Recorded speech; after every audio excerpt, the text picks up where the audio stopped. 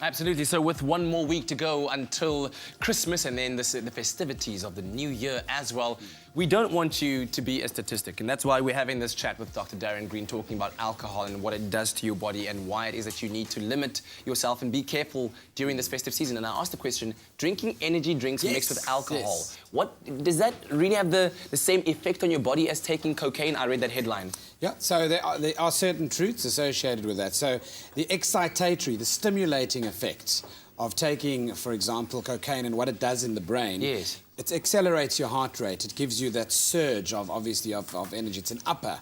So taking an energy drink, obviously also combined with sugary drinks, once again, gives you a surge of energy. But along with that comes the risk of cardiac arrhythmias. In other words, irregular or abnormal heart rhythms. Wow. So when you take energy drinks and alcohol combined, you always run the risk of developing arrhythmias, especially the caffeine, the ginseng, the guarana content, all mixed. And that associated, obviously, with the alcohol effect on your nervous system, which affects the heart rhythms.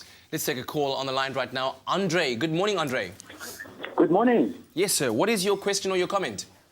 First, wonderful show. I love your show. Thank you so much, Andre. Well, my question to doctor is, good morning, doctor.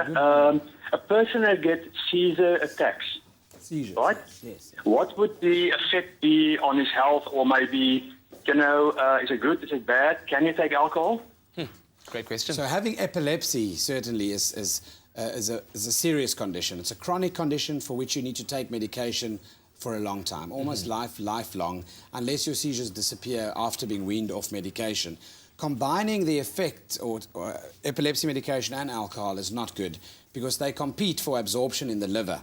So alcohol can affect the way your epilepsy medication works. It can lower the bioavailability of it and certainly then allow you to have what they call breakthrough seizures because the medication then is not doing its job of improving the epilepsy threshold or the seizure threshold. Yeah. So certainly they compete for metabolism and it affects the absorption of the drug. So you shouldn't, if you're an epileptic, consume alcohol as it affects your medication. I guess when you're on any kind of medication, just try and stay away from the alcohol. You see, like, it'll always be there tomorrow. Alcohol will always be there. You don't need to be chasing it.